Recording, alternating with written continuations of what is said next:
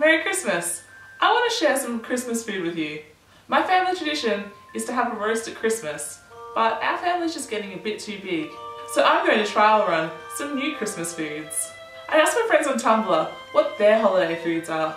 I got some really great suggestions, but unfortunately most of them weren't at the supermarket, so I just bought anything they had. I'm going to taste test some of those foods for you right now. A couple of people said prawns, or seafood of some kind. So here's some prawns. These ones have faces. I prepared one to eat. They smell a bit weird. Tastes a bit like Christmas, but not overwhelmingly so. I'm going to give it 3 out of 10. A lot of people have Christmas pudding, and I've never been a fan. So I'm going to try out this Irish cream pudding. It's actually really good. 8 out of 10.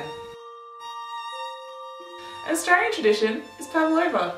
My grandma makes pav, and she makes the big one from scratch. She probably disowned me for buying these little ones at the supermarket, but I don't have hours and hours to use making them, also the skills. You can have like fruit salad on top, or people like to ruin it by putting banana and passion fruit on. I'm not a huge fan.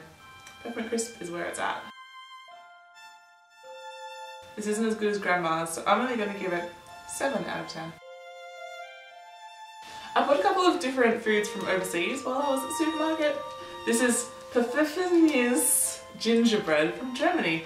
It has a story with it. Apparently, gingerbread has been baked in Europe since the Middle Ages. A Pfeffernüsse will give you unforgettable taste impressions. This doesn't have much flavour, so I'm just going to give it 5 out of 10 because I think gingerbread should actually taste like gingerbread. So I have these Stollen Bites, which I totally paid for. So apparently this is fruitcake filled with marzipan, which is almond icing if you're Australian and don't know what marzipan is. It's like an inside-out Christmas cake in all the worst ways. I can see why you'd steal it because you wouldn't want to pay for it.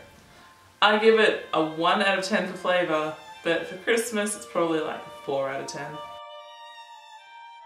So as far as I can tell, this thing here is an Italian biscuit. It was in the Christmas section and I just bought it. The Sfogliette dorate. And it looks like a tree kind of leaf thing? I don't know. I'm going to say tree.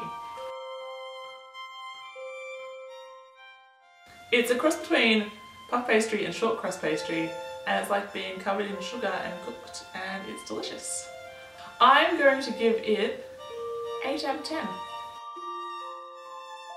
This is a Festive Bakewell, which I bought because of the name.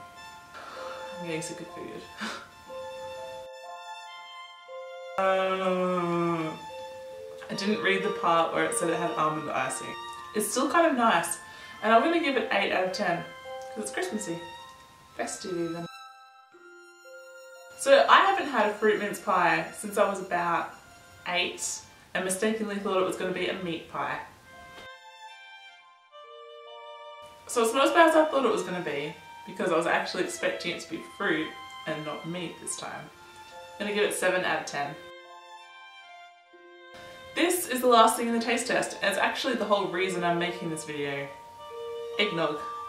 My sister thinks it's the best thing about Christmas, and I don't think I like it.